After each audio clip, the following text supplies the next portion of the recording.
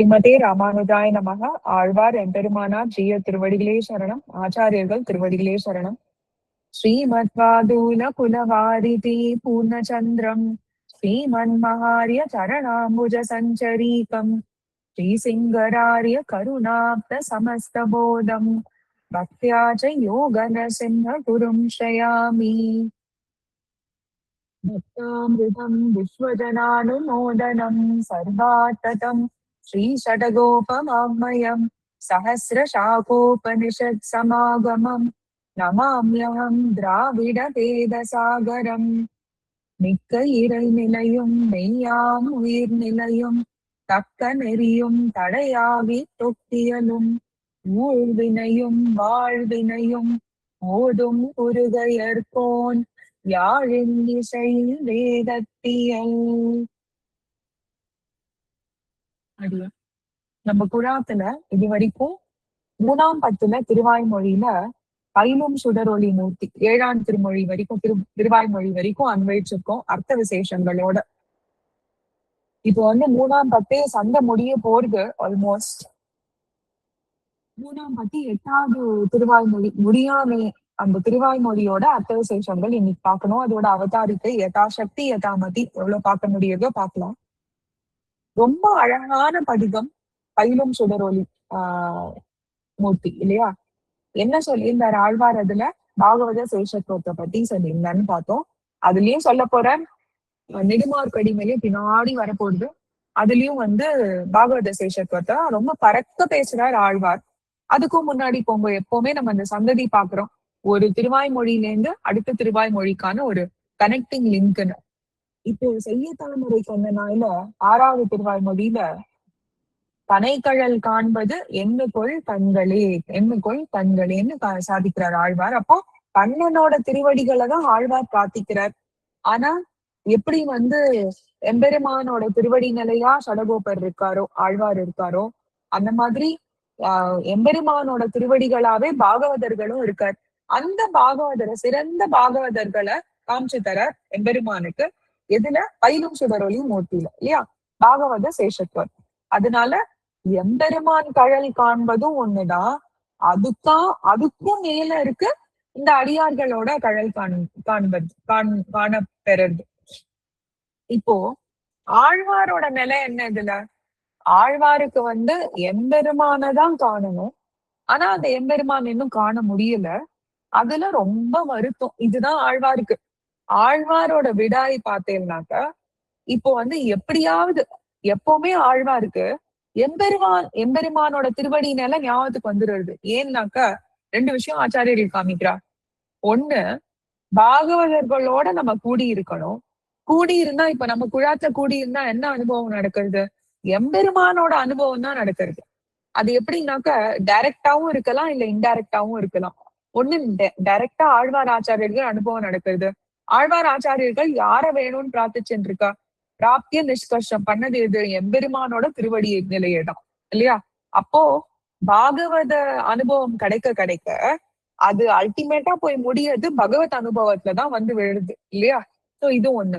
அடுத்தது, பகவான கொண்டுதான் நம்ம பாகவதரையே அனுபவிக்க முடியும் இல்லையா? இப்போ ஒரு திருவடி சம்பந்தம் வேணும்ன்றதுனாலே ஸ்ரீமன் நாராயணனோட அடியார் அப்படின்னு எம்பெருமானாராக்கி எம்பெருமானாரோட திருவடி சம்பந்தம் நம்ம எல்லாம் பெற்றுக்கிறோம்.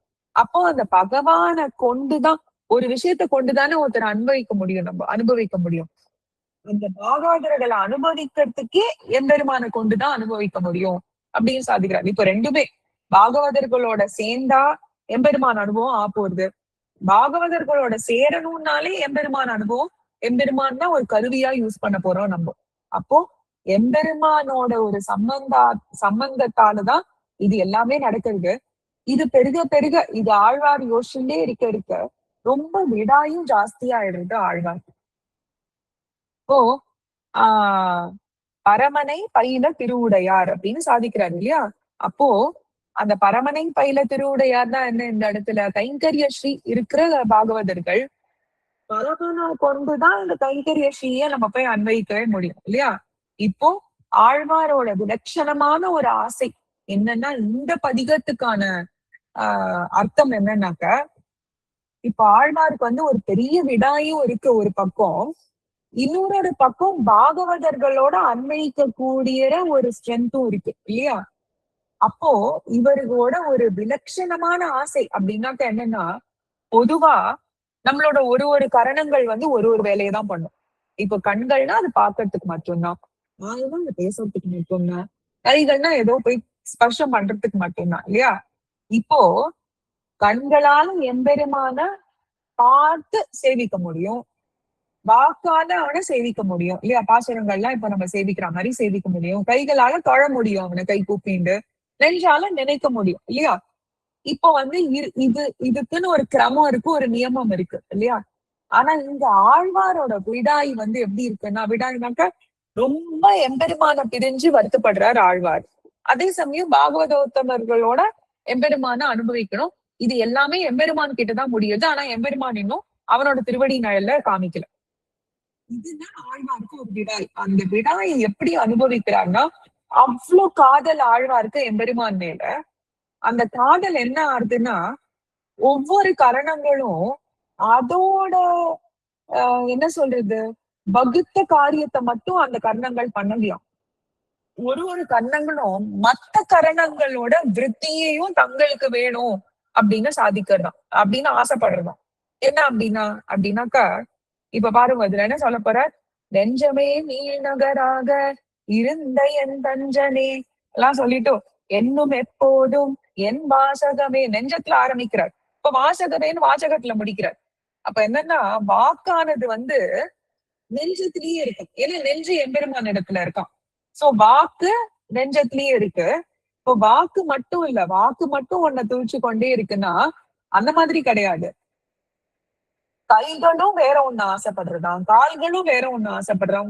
ஒரு கரணங்களும் அதுக்கான வகுத்த காரியத்தை மட்டும் பண்ணாம மத்த கரணங்கள் என்ன ஆசைப்படுறதோ அதை ஆசைப்படுறது அப்படின்னு சொல்றாரு ஆழ்வார். அதுதான் இந்த திருவாய்மொழிக்கான அர்த்தமே. இப்போ இது கொஞ்சம் நம்மளுக்கு என்ன சொல்றது, கொஞ்சம் little tough concept to understand. ஏன்னா இது நம்ம நடைமுறையில இந்த மாதிரி நடக்கிறதானா நடக்கிறது கிடையாது இல்லையா?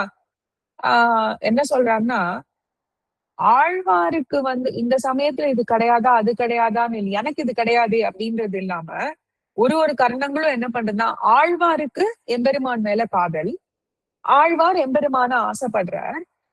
ஒரு புலன்களும் எம்பெருமான் மேல காதல், ஒரு புலன்களும் அததான் ஆசைப்படுறது. இவா ரெண்டு பேரும் இதெல்லாம் சேர்ந்தும் ஆழ்வாரும் சேர்ந்து எம்பெருமான ஆசைப்படுறா. இது எல்லாம் சேர்ந்து அவதரிக்கிறது இந்த திருவாய்மொழி அப்படின்னு நம்மள ஈட்டுல காமிக்கிறார் ரொம்ப அழகா. இதுக்கு ஒரு திருஷ்டாந்தம் காமிக்கிறார். ஒரு க்ஷாமகாலம்னா ரொம்ப வறட்சி ஏற்படுறது. வறட்சி ஏற்படும் போது உணவுக்கெல்லாம் பஞ்சம், எதுவுமே இல்ல. அப்போ ஒருத்தன் இருக்கான், அவனுக்கு நிறைய குழந்தைகள்னு வச்சுக்கோங்க. அவனுக்கு இது கேள்விப்பட்டிருக்கோம், அவனுக்கு ஏதோ ஒரு ரொட்டியோ ஏதோ ஒண்ணு கிடைக்கிறதுன்னு வச்சுக்கோங்க. அவனுக்கு சாப்பிட ஒண்ணு கிடைக்கிறதுன்னா, இது இப்ப அவன் சாப்பிட போறானா இல்ல தன் பிள்ளைகளுக்கு கொடுக்க போறானா? பிள்ளைகள் கிட்ட கொண்டு போய் கொடுத்தா அவனோட வயிறு ரொம்ப பசிக்கும். எந்த பிள்ளைக்கு பிச்சை கொடுக்கறதுன்னு தெரியாது அவனுக்கு. அதுக்கு அவனே சாப்பிடலாம்னு தோன்றது ஒரு சைடு. இன்னொரு சைடு அச்சோ அடியே நீங்க ஒரு குழந்தைக்கு கொடுத்தா ஒரு குழந்தையாவது உயிர் பழக்குமேன்னு அந்த ஒரு குழந்தை. ஆனா ஒரு குழந்தைய விட்டா இன்னொரு 6 குழந்தை இருக்கான், 5 குழந்தை இருக்கான். இப்ப யாருக்கு கொடுக்கறதுன்னா, அந்த அந்த ஒரு ஆள் தான் ஆழ்வார். இப்போ இந்த பிள்ளைகள் எல்லாம் ஆழ்வாரோட புலன்கள்னு வச்சுக்கோங்க. ஒண்ணுத்துக்கு ஆசைப்படுது. ஆனா எல்லாமே சேர்ந்து ஒருத்தர்கிட்டதான் ஆசை இருக்கு. நிலைமை இதுதான் இப்போ. ஆழ்வார் கிடைக்கிற சாப்பாடு ஆழ்வார் அனுபவிக்க போறாரா இல்ல புலன்கள் அனுபவிக்க போட்டான்றதுதான் திருஷ்டாந்தம். இப்போ ஒரு கேள்வி, சாதாரணமான கேள்விதான். என்ன இது, உண்மையிலே இது சாத்தியமா? எப்படின்னாக்கா இது எப்படி இது என் கண்ணால நான் பாக்குறேன், என் நெஞ்சால நான் நினைக்கிறேன், என் கையால எதையோ தொடுறேன், ஏதோ ஸ்பர்சிக்கிறேன், புஷ்ப மாலை கட்டி பெருமாளுக்கு சாத்தத்துக்கு வைக்கிறேன், இது மாதிரி பண்ண முடியும். கைகள் வந்து நெஞ்சு பண்றது எப்படி ஆசைப்பட முடியும் அப்படின்னு ஒரு கேள்வி.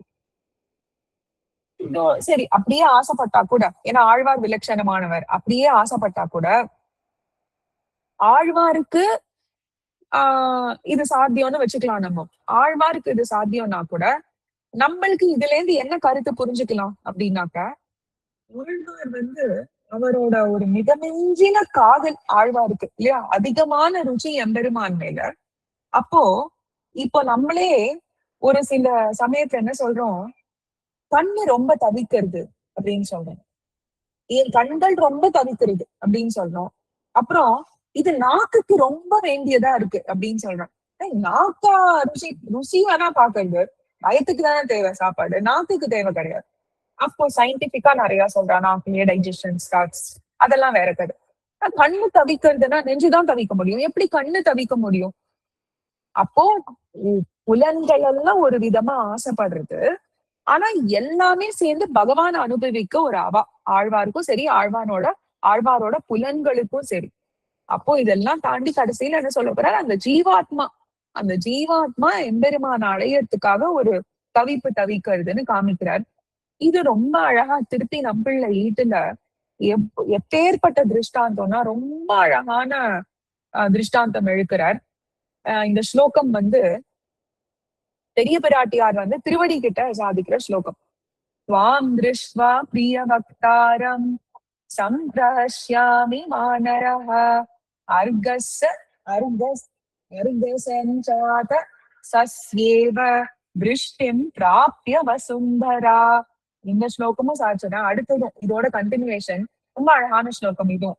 யதா தம் புருஷ வியாக்ரம் தாத்ரை சசோகாபி கர்ஷிதைஹி சம் சம்ஸ்பிருஷேயம் சகாமாம் ததா குரு தயாமயி.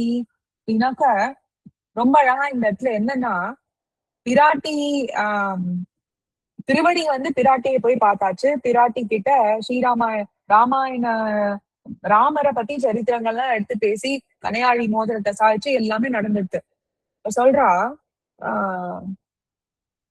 பெரிய பிராட்டியார் சொல்றா, சீதாதேவி சொல்றா, இந்த புலனோட நான் அவரை அனுபவிக்கணும். அதுதான் ஃபர்ஸ்ட் இதுக்கு அர்த்தம். இந்த புலன்களோட நான் வந்து சக்கரவர்த்தி திருமகனை அனுபவிக்கணும். ஏதோ வந்து இதை அடுத்த பிரிவில கொடுக்குறேன், அங்க போய் பாத்துக்கலாம், அதெல்லாம் கிடையாது. இது உம்மால மட்டும்தான் முடியும்னு சாதிக்கிறார் திருவடி கிட்ட. இது உம்மால மட்டும்தான் முடியும். இந்த பிரிவையில அடியன் இதே புலன்களோட எம்பெருமான அனுபவிக்கணும்னா தேவரீரால மட்டும்தான் முடியும்னு திருவடி கிட்ட அவ்வளோ பெரிய பாரத்தை ஒப்படைக்கிறார். பிராப்திய வசுந்தரா அவ வந்து ரொம்ப அழகா இந்த வானர ஜாதி கிட்டமா திருவடி கிட்ட திருவடிய பார்த்த உடனே ரொம்ப அவர் வந்து ராமாயண ஸ்ரீராமரை பத்தியான சரித்திரங்களே சாட்சின்னு வர அவளுக்கு ரொம்ப ஆசையா ஆயிடுறது. ஆஹா, இந்த வனத்துல அசோக வனத்துல கூட யாரோ எம்பெருமான பத்தி சாதிக்கிறான்.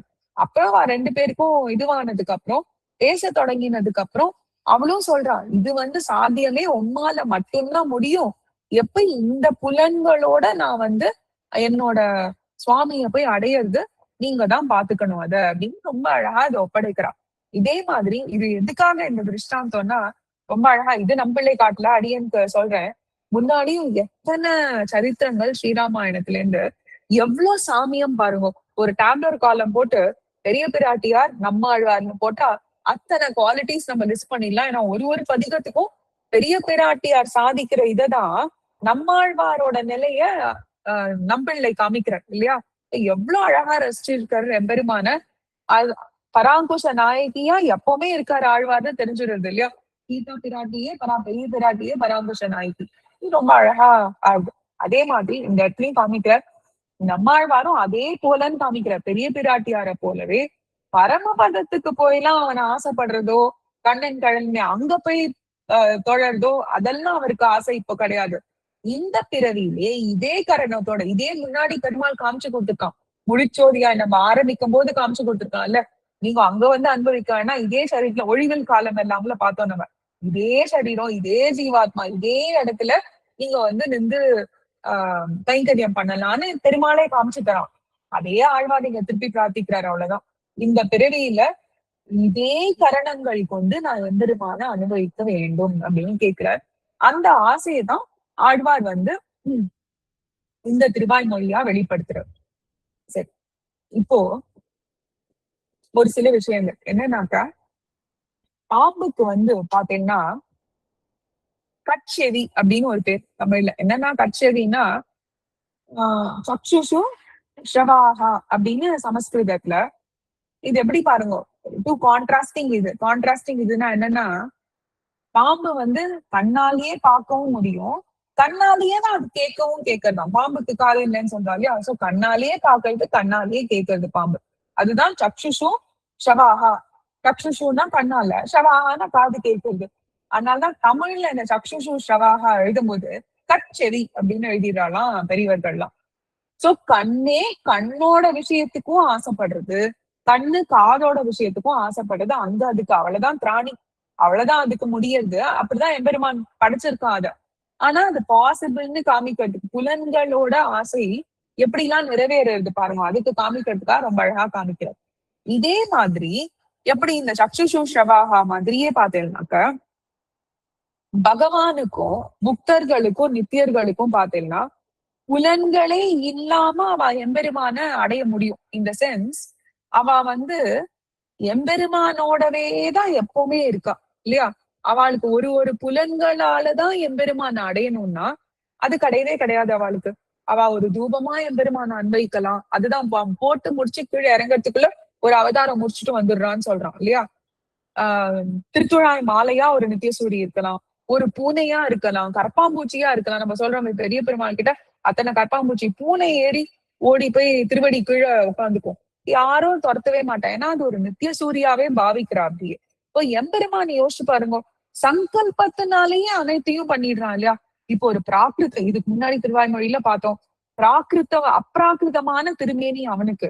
ஆனா நம்ம ஏதோ ஒரு கருவி கொண்டு அவனை இவ்வளவுதான் இந்த லோகத்துக்குள்ள அவனை அடக்கி வைக்கிறோம் ட்ரை பண்றோம். அர்ச்சா விக்கிரகமா எது அர்ச்சா விக்கிரகம் கையால ஆன விக்கிரகத்தை சொல்றேன் அடியன், இல்ல ஒரு மண்ணுல ஒரு விக்கிரகமா பண்றோம். அப்ராகிருதமான திருமேனி எப்படி அந்த ஒரு சின்ன பிராகிருதமான திருமேனிக்குள்ள எடுத்துக்கிறாங்க. சாலைகிராம மூர்த்தி எல்லாம் யோசிச்சு பாருங்க, அத்தனை பெருமாள் கிட்ட பக்கத்துல போய் நம்ம நின்றாலே அவ்வளவு ஒரு வைப்ரேஷன் நம்மளால ஃபீல் பண்ண முடியும். அந்த பெருமாளே அது உள்ள இறங்கி இருக்காரு இல்லையா. அது குட்டியா இருக்கு அப்படின்னாக்கா ஒரு ஒரு காய் ஆட்டம் இருக்குல்ல, நெல்லிக்காய் ஆட்டம் இருக்கு குட்டியா. அப்ப அந்த குட்டி சைஸ் தான் நான் எம்பெருமான் அப்படி கிடையவே கிடையாது. அப்ராகிருதமான திருமேனி ஒரு பிராகிருதமான வஸ்துக்குள்ள அப்ராகிருதத்தை அவன் உண்டாக்குறான் இல்லையா. அப்ப சங்கல்பத்தினாலேயே அவனும் அனைத்துமே பண்ணிட முடியும். அவனுக்கும் இந்த புலன்கள்னா ஒண்ணுமே கிடையாது இல்லையா. அப்போ வந்து ரொம்ப அழகா இத வந்து எப்படி காமிக்கிறாருன்னா நம்ம சுவாமி அழகா சாதிப்பார், பராசர பட்டர் சாதிக்கிறார் அப்படின்னு. நயன ஸ்ரவணோ திருஷாஸ்ருணோஷி, நயன ஸ்ரவணோ திருஷாஸ்ருணோஷி அததே ரங்கபதே மகேஷிட்டுஹு அப்படின்னாக்க ரொம்ப திருஷாஸ்ருணோஷி அப்படின்னா கண்ணாலே கேட்பான் அவன். இப்ப பார்த்தோமே, காதால வேணும்னாலும் பார்ப்பானா, காதாலேயே பார்த்துப்பானா எம்பெருமான், கண்ணாலேயே கேட்டுப்பானா அவன். அவனுக்கு எங்க ஒரு குறைவு, எங்கேயுமே குறைவே இல்லைன்னு ரொம்ப அழகா நயன ஸ்ரவணோ திருஷா சுனோஷி அப்படின்னு ரொம்ப அழகா பராசர பட்டர் சாதிக்கிறார். அதே மாதிரி அதே இத கொண்டுண்டு கண்ணால கேட்கறது காதால பாக்குறத கொண்டுண்டே நம்மாழ்வார் பாத்தீங்கன்னா தூதிசை கண்கள் கொண்டு பேசி, கண்களால பேசுறானா, தூமொழி இசைகள் கொண்டு நோக்கி அப்படின்னா அந்த பாசுரத்தாலே நோக்குறானா எம்பெருமான், பேச்சாலே பார்த்து மொழிகளாலே நோக்குறான் அப்படின்றார். ஓ எம்பெருமானால எதுதான் சாத்தியம் இல்ல, அப்போ அவன் படைச்ச ஆழ்வார்னாலையும் சாத்தியம்னா இதுன்னு நம்ம எடுத்துக்கணும் இல்லையா. சோ இப்ப இந்த திருவாய்மொழியோட சம்மரி அவதாரிக்கல நிறைய விஷயங்கள், இதுல ஒரு சில விஷயங்கள் தான் நம்ம பார்த்திருக்கோம். இதுல என்ன ஒரு வகுத்த அனுபவம் என்னன்னாக்கா, ஒரு ஒரு கரணங்களும் அந்த கரணத்துக்கான வேலைகள் மட்டுமே ஆசைப்படாம மத்த கரணத்துக்கான ரொம்ப மிகுந்த அடுத்த, இப்போ என்னன்னாக்கா ஒரு ஆபீஸ்ல நம்ம ஒரு வேலையை முடிச்சிட்டோம், அதெல்லாம் நடக்கிறது கிடையாது, டெஸ்ட் சொல்றேன். நம்ம வேலையை முடிச்சிட்டோம்னா அடுத்த வேலையை நீ கூட நான் பண்றேன் அப்படின்னு கேட்டு வாங்கி பண்ற மாதிரி ஒரு பாவலானா வச்சுக்கலாம். அது அந்த மாதிரிதான். ஆனா கரணங்கள் ஆசைப்படுறதா நமக்கான ஆசை இப்படி இருக்கிறது அப்படின்னு சொல்றாரு ஆழ்வார். அப்போ வந்து ஆழ்வார் வந்து இந்த இதுக்கு வந்து சொல்லும் போது, இந்த இது சாதிக்கும் போது பாத்தீங்கன்னா, ஏன் வந்து ஆழ்வார் காத்து கொண்டு இருக்கலாமே அப்படின்னு ஒரு கேள்வி வருதான் நம்மள ஈடுல சாதிக்கிற. என்னன்னா எம்பெருமான் வந்து பாத்தீங்கன்னா காத்து கொண்டு இருக்கலாமேனா வெயிட் பண்ணலாமே அப்படின்னு ஆழ்வார் வெயிட் பண்ணின்னு தான் இருக்கார். ஆனா வந்து அவனே பார்த்தேன், எம்பெருமானே ஒரு காலச்சக்கரம் இல்லையா. காலச்சக்கரமே அவன் தான், அவனால்தான் உருவாக்கப்படுறது எல்லாமே. அவன் நிறுத்துனா நிறுத்திட போகுது எல்லாமே கம்ப்ளீட்டா. அவன் ஓடுன்னு ஒரு பேஸ்ல சொல்லிருக்கான், அந்த பேஸ்ல ஓடிண்டே இருக்கு. அப்போ எதனால் ஆழ்வார் வந்து பாத்தீங்கன்னா அந்த காலத்தை எதிர்பார்த்துட்டு இருக்காரு இல்லையா. எதிர்பார்த்துன்னா எப்போ கனை கழல் காண்பது என்ன கொல் கண்களே, எண்ணுகோள் என்னைக்கு நான் அதை வந்து அடைய போறேன் அப்படின்னு அந்த காலத்தை எதிர்பார்த்துன்னு இருக்காராம். அப்போ ஆச்சாரியர்கள்லாம் சொல்றா, அவரோட ஆசை புலன்களோட மிகுந்த ஆசை. சோ அதோட தாத்பரியம் என்ன? அந்த ஜீவாத்மாவுக்கு அத்தனை நாள் வெயிட் பண்ண முடியல. ஒரு தவிப்பு இருக்கு எம்பெருமான அடையறதுக்கு. ஏன்னா இதை நம்ம வந்து அப்படியே ஆப்போசிட்டா புரிஞ்சுடுவோம். ஆழ்வார்க்கு ஏதோ ஒண்ணுத்துல ஈடுபாடு இருக்கு. ஓகே, நம்மளுக்கும் ஒண்ணுத்துல நம்மளுக்கு நிறைய விஷயத்துல ஈடுபாடு இருக்கு. அந்த விஷயத்துல எல்லாம் ஆழ்வார் சொல்லவே இல்லை. இப்போ விஷயாந்தரத்துல சொல்லவே இல்லை. இந்த ஜீவாத்மாக்கு அந்த பரமாத்மா இடத்துல எவ்வளவு ஒரு ஆசை. அதான் நம்ம அடிக்கடி பாக்குறது pain of missing Perumal, pain of missing என் பெருமாள். அது என்னன்னு நம்மளுக்கு தெரிஞ்சாதான் இந்த ஜீவாத்மா துடிக்கும். இப்போ அந்த ஆளும் பல்லக்கு நடந்தாலும் பரவாயில்ல, நடக்கலனாலும் பரவாயில்லன்னு யாராவது இருந்தோம்னாக்க, அப்ப அந்த ஆளும் பல்லக்குல பெருமாள் எப்படி ஏறி இருக்கும்? அந்த புஷ்பத்துக்கு எல்லாம் ஒரு அழகு கிடைக்கிறது நம்ம பார்க்க முடியலையேன்னு ஒரு வருத்தம் இல்லைனாக்கா, அப்ப நம்மளுக்கு ஒரு அளவுக்குதான் நம்ம ரசிக்கிறோம்னு அர்த்தம் இல்லையா? சோ அப்போ பகவானை விட்டு பிரிஞ்சு ஒரு தவிப்பு இருக்கு இல்லையா? அந்த தவிப்பே இந்த அந்த மாதிரி நிறைய திருவாய்மொழி பார்த்துட்டோம் நம்ம. ஆனா இதுல வந்து புலன்களோட இப்போ தூதெல்லாம் விட ஆரம்பிக்கிறாரு இல்லையா? அஞ்சரே மடனாராய் அப்படின்னு. அதெல்லாமும் பிரிந்த தவிப்பு தானே. இதுல வந்து பிரிந்த தவிப்பு ஒரு ஒரு கரணங்களும் அவருக்கு எப்படி வந்து மத்த எம்பெருமான் விஷயத்துல அதோட ஆசை மட்டும் இல்லாத மத்தோட ஆசையோட மிகுந்த ஆசைய காமிக்கிறது அப்படின்னுதான் இந்த திருவாய்மொழிக்கான சிறப்பாவே இருக்கு. ரொம்ப அழகான திருவாய்மொழி. முடியானே மூவுலகும் தொழுதேத்தும் சீரடியானே அப்படின்னு இத வந்து நாளைக்கு நம்ம பார்க்கலாம். ஒண்ணுத்துக்கான பதவுரை நம்ம நாளைக்கு அன்வைக்கலாம். ஸ்ரீமதே ரம்யஜா மாத்ரி முனீந்திராய மகாத்மனே ஸ்ரீமதே ரம்யஜா மாத்ரு முனீந்திராய மகாத்மனே ஸ்ரீரங்கவாசினே பூயாத் நித்யஸ்ரீ நித்யமங்கலம். ஆழ்வார் எம்பெருமானார் ஜீய திருவடிகளே சரணம். ஆச்சாரியர்கள் திருவடிகளே சரணம்.